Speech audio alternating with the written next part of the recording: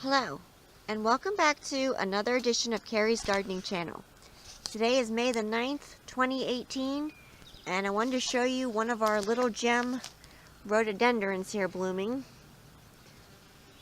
And the bees are just loving them up. We have some honeybees, that's good. They're good pollinators. And we have another one beside it over here.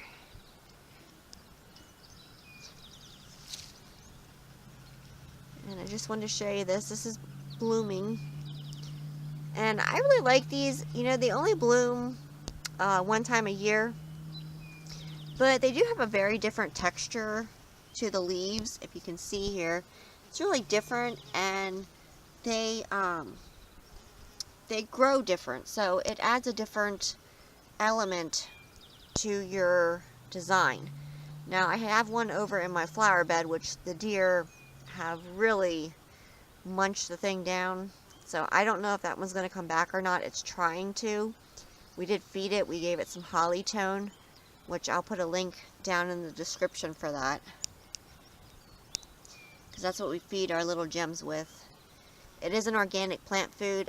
You can also use Miracle Grow for acid loving plants. You can use that too.